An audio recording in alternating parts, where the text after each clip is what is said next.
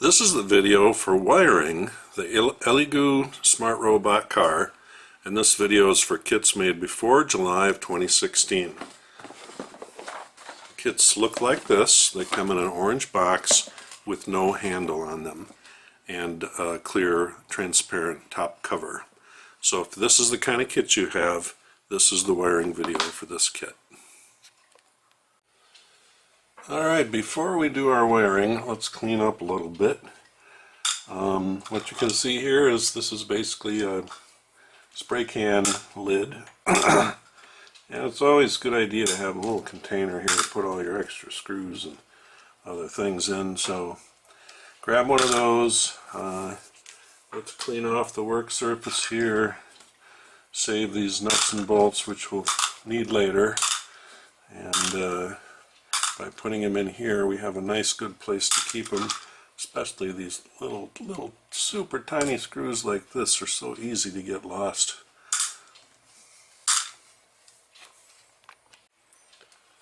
Alright, so now it's time to wire the motors up to the motor control board, and let's go ahead and do that now.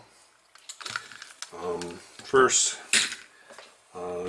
it's important to get the wires in the right place. The fact is that you can, if you don't get them in the right place, you can fix it in the software. But if you want to use the software off the shelf as it is currently designed, then you're going to want to wire your motors up this way. So we're going to wire these two motors in parallel. So both these wheels will either be forward, backward, and we're going to wire those up to this part of the motor control board, right? So you can see two red wires on the right screw and the two black wires on the left screw. And then for the other two motors, you can see basically the same thing from the same orientation. So red on right, black on left.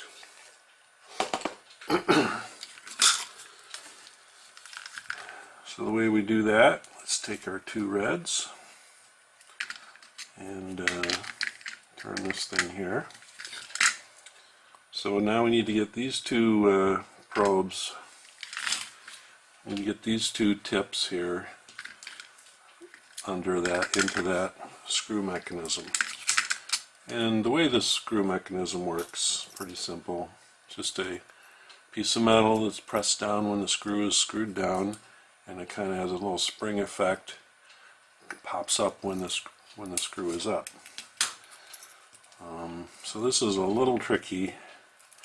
You have to make sure you make a good electrical connection on both of them. These things weren't really designed to handle these types of connections, but we're going to do it anyway. And so you can see how you push that tip in there. Gotta get both. You want to get them in the hole there where the screw is going to push that little metal tab down on top of them. Okay, so it looks like I got them both in there. And now we're going to screw this down, tighten it, and very good. Do a pull test. Neither one pulls out. So that's good news. So now let's get the black wires. Loosen this connection.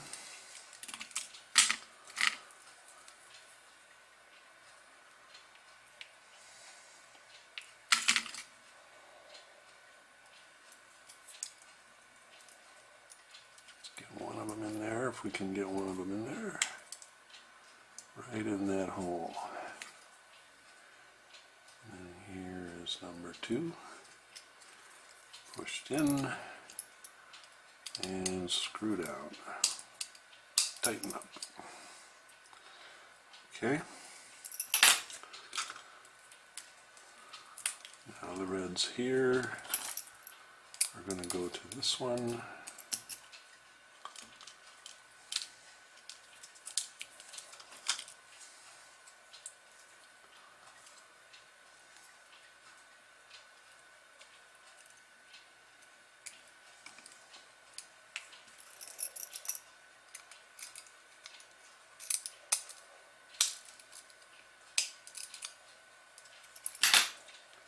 Pull test, and the black wires.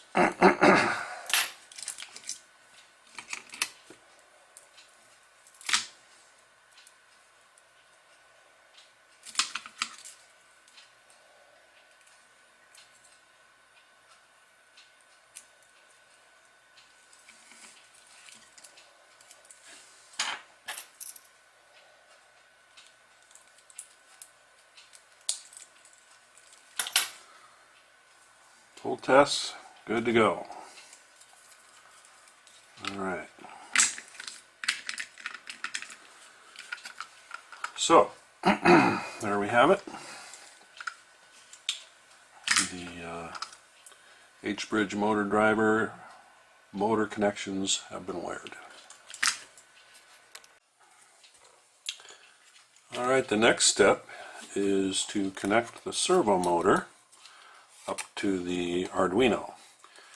We're actually going to connect it to the Arduino sensor shield, but that's just basically wired down into the Arduino. Let's talk about the sensor shield for a minute. This thing's really awesome. So we're going to connect our motor to the 3 pins on number 3 here. So basically what you see here is you have a set of digital signals. That's what the S stands for, signal. So you've got 12, 13 digital signals here that are brought up from the Arduino to this board. And so what this board provides is a 3-terminal connection: signal, voltage, and ground. So GVS, ground, voltage, signal. So what's awesome about that is that you can basically just take this 3-pin connector from the servo motor, and if you know that the orange wire on the right hand side here is signal, the red wire is voltage, and the brown wire is ground, all you have to do is plug it on there just like that. You now have signal, power, and ground connected to your servo motor. That is really awesome that they provide the connections with all the ground and the signals. Later on you'll see that we're going to plug our Bluetooth transceiver into this serial port. Again, transmit, receive, power, ground. So they provide you very convenient connections so that it makes this much easier just to plug and play. Alright, so there's our servo motor connection.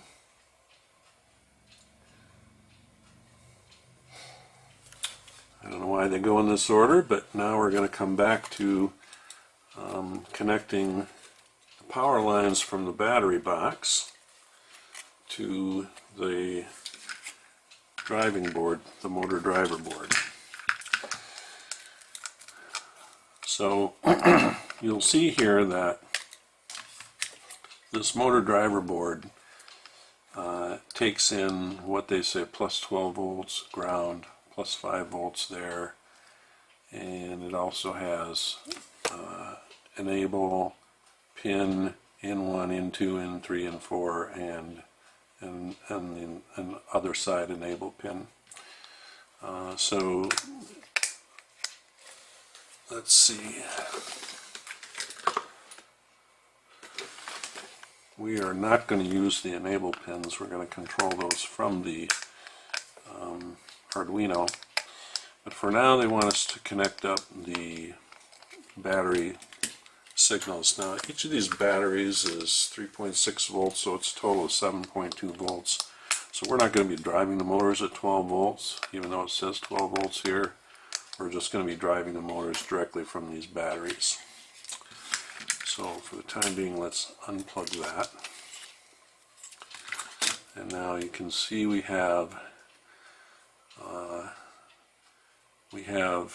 2 wires here from the battery box. Red, black. So the red and black colors are wire insulation.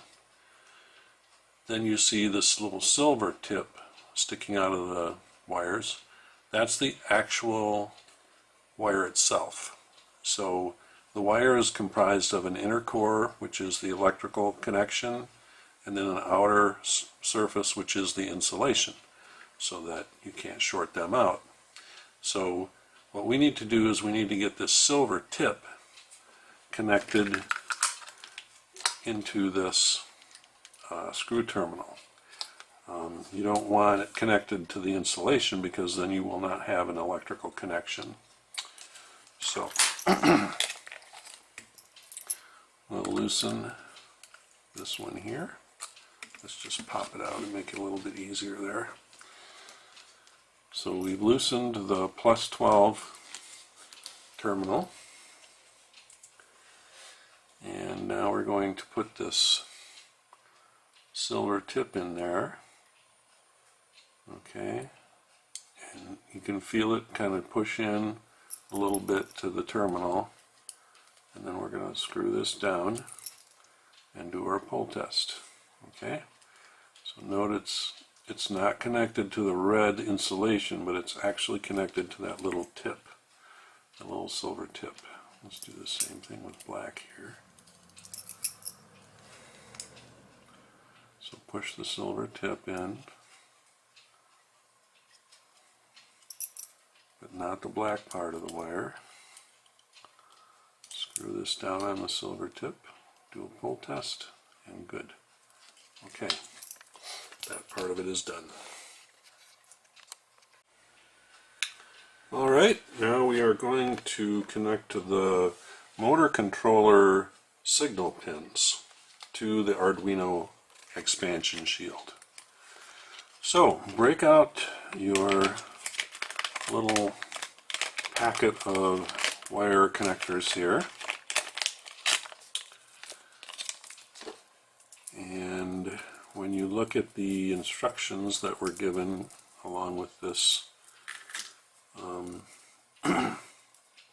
kit, you'll see that they use black, white, gray, come on gray, violet,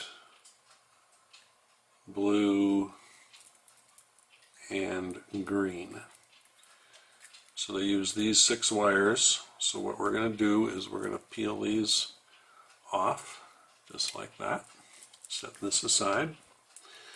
So now we have the exact same colors that they show in their diagram, and we are just going to plug those in the exact same orientation and signal to the motor driver board. But before we can do that, you'll notice that there are these little jumpers here on these enable pins. So we're going to pull off these jumpers, put those in our little collection bucket there, because apparently they want to control those signals directly from the Arduino. So this is always kind of a fun part. You kind of got to get all these things lined up here and kind of oriented the same and nice and tight together, and then put them right down and push them in. Okay?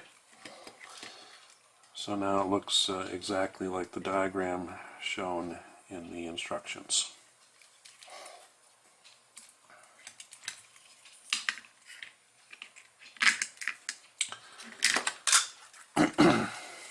Then we are going to feed these up through the hole. Let's get it oriented correctly here.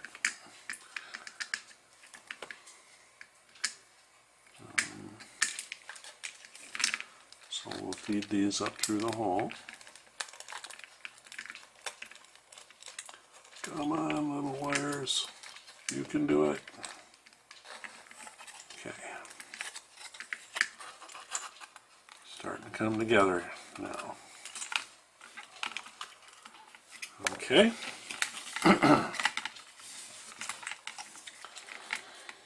And then they show us how to connect them to the Arduino expansion board. Basically, starting with the black wire.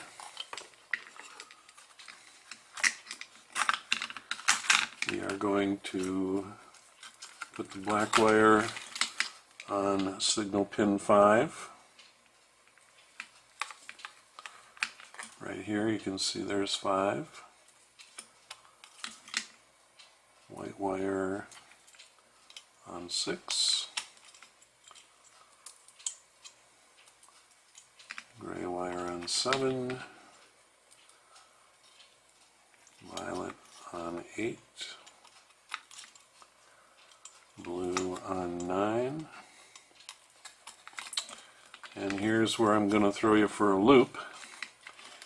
When I constructed this robot the first time, I had the green on pin 10 here, and for some reason the pulse width modulation signal was not working correctly on pin 10, even though it's supposed to. So I don't know if I had a bad Arduino board or what, but my software, which you're going to use instead of the software from the kit, my software operates this signal on pin 11. So we're going to connect the green wire to pin 11 and we're going to skip pin 10. Okay? So that's how it should look for this version of the design. Now, notice that we didn't connect any of the G or V signals.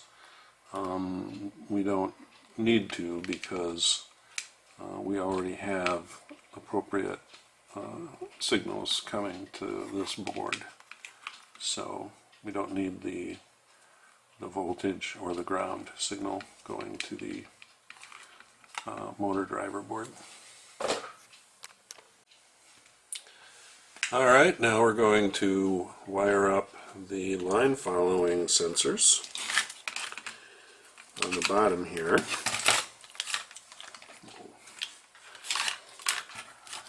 And things are about to get interesting when it comes to the instruction manual.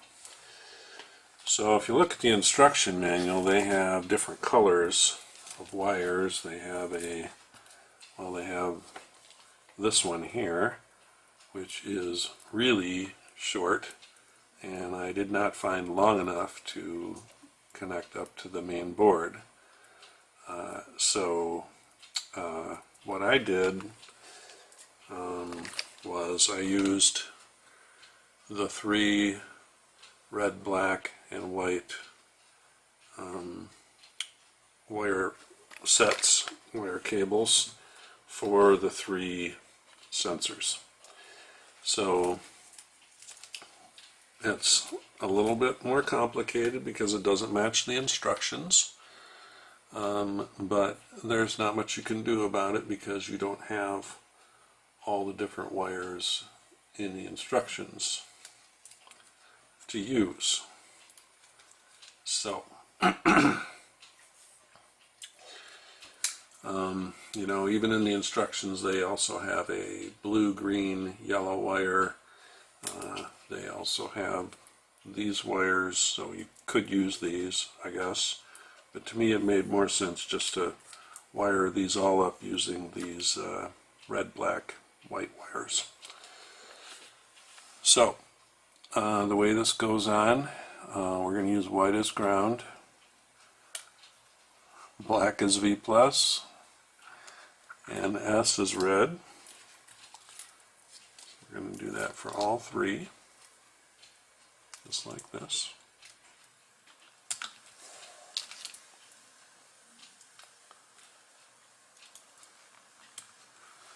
So those are connected on, and we're going to feed these cables through this hole.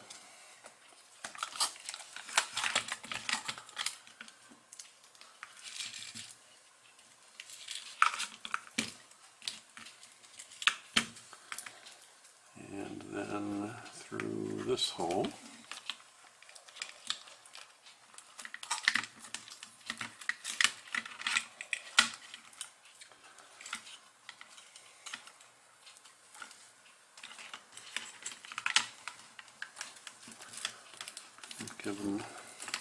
get as much length as we can get here out of them.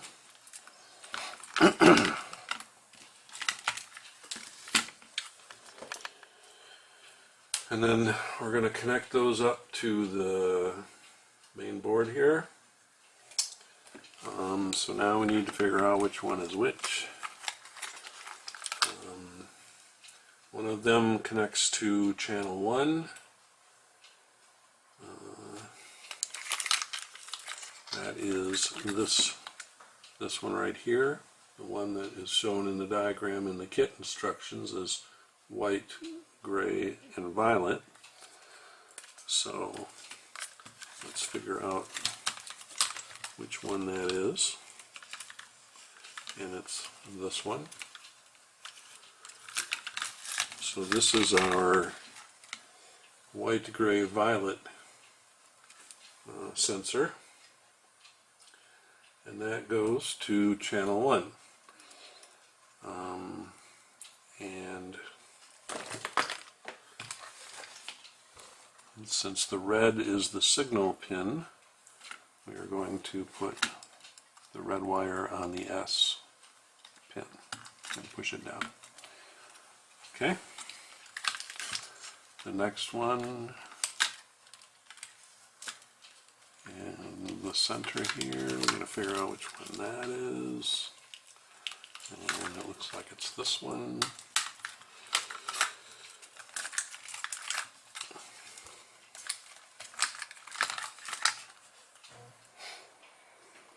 So that's the one that is shown in the instructions as blue, green, yellow. Blue, green, yellow goes to signal 4. Again, red is the signal pin. And so we're going to plug that on the 3-pin combination of number 4.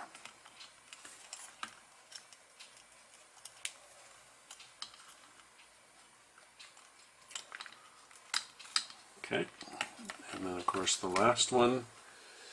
The last one is shown as going to signal 11 in the diagram, but if you recall, I switched this up here and I used 11 for the pulse width modulation to one of the motor sides, so that drives a change here, and we are now connecting this one, this line following sensor, to signal 13. Okay, so that's another change that's in the software. And that connects our line following sensors. Alright, the next step in this process is to connect the ultrasonic sensor to the expansion board. And so we're going to use this cable here, which does have the right colors for the signals, and we're just going to plug it onto the ultrasonic sensor. This is a little tedious, but you can see how to do it right here. Just line all these up and push them on. So now that's pretty much the same way it's shown in the diagram, with yellow on the right on the back side of the sensor. And then we bring them over here, and we wire them up just as shown in the diagram. Brown here, yellow here,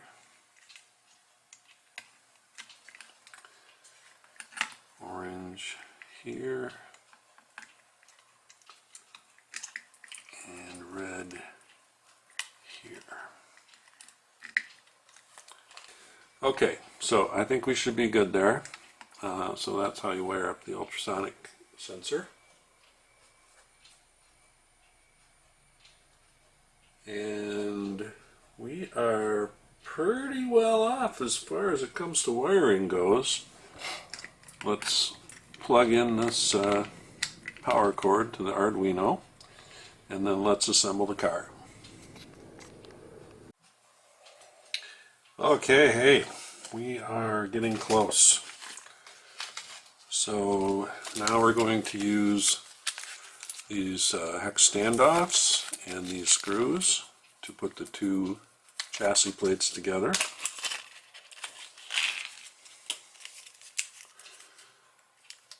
And we're going to put all six, are there six or are there more than six? Yeah, all six on the bottom. So let's start with the bottom. And we'll start by putting these on. And we'll do all six on the bottom. Then on the top we're only going to put a couple screws in because otherwise you'll end up putting them in and taking them out as you're testing out the car. So we'll put these on.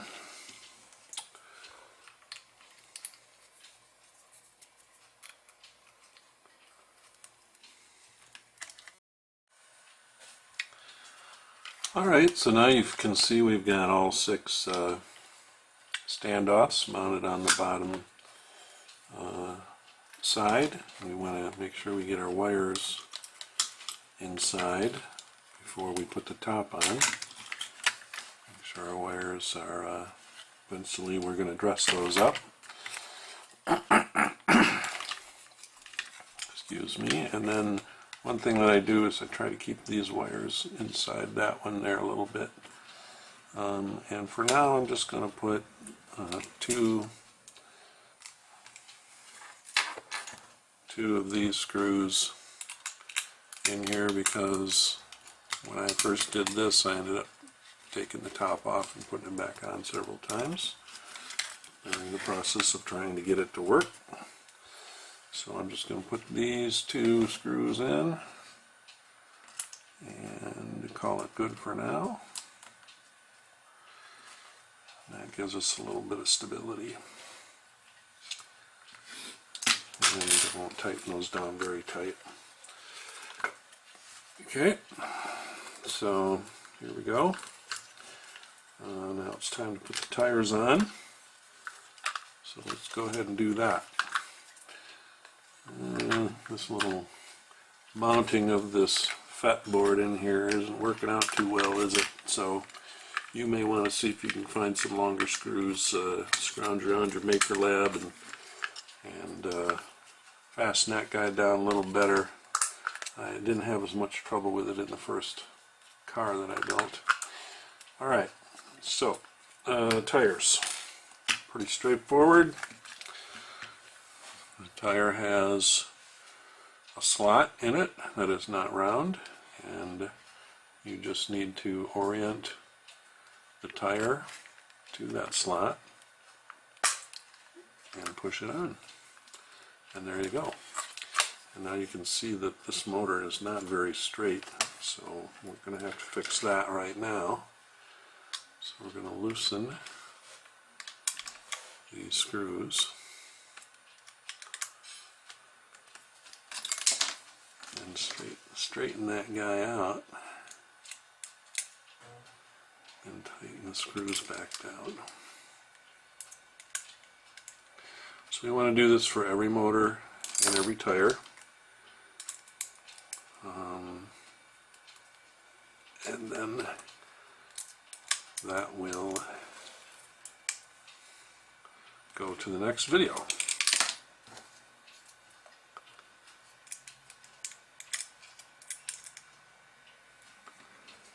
Yeah.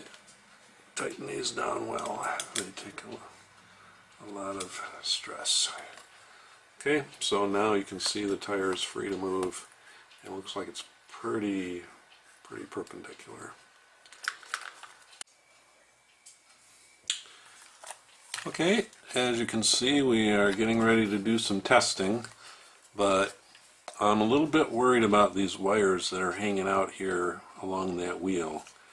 I think we might want to tidy those up because when we start testing, these wheels are going to start turning. We don't want the wires to get stuck in the wheel and get yanked out of somewhere where they shouldn't be yanked out of. So, like I said, Good thing we didn't put all 6 screws in the top here. We're gonna take these top 2 screws out and tidy up the motor wires. We're not gonna tidy up all the wires right now because we're not sure whether the thing's gonna work or if we miswired it. So, but we're going to definitely do something about these wires that are hanging out here along this wheel. So let's pull these in here, and let's just take a wire tie here and kind of try to pull all these motor wires together here so that they don't interfere. So for the time being, we're just going to put a loop around here, pulling those wires back.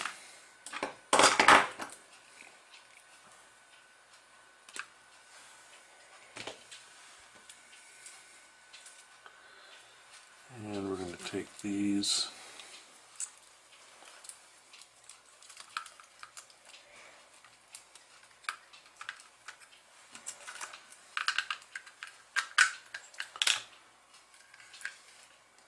and we're going to tidy up these and these.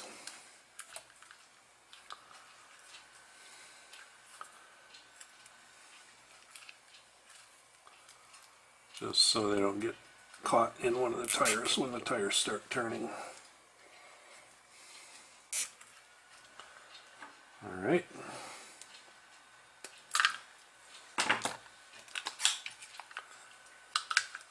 So, there we have it.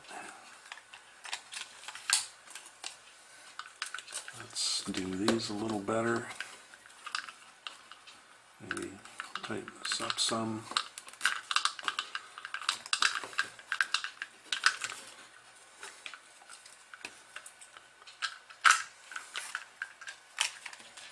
So that looks better. Like I said, we have this little trouble spot with these wires, so I'm going to put these behind there.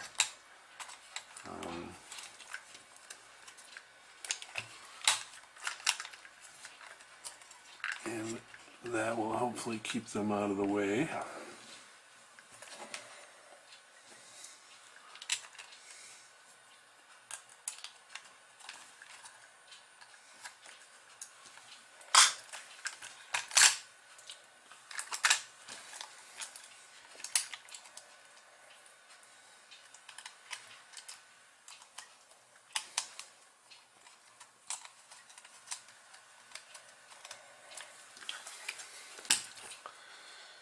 And then we want to do something with this switch here, so keep it out of the way.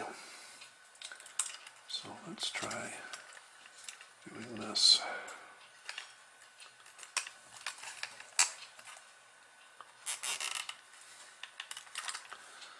Okay, so looks like we got our wires tidied up best that we can for now. And we're ready to start doing our testing. All right.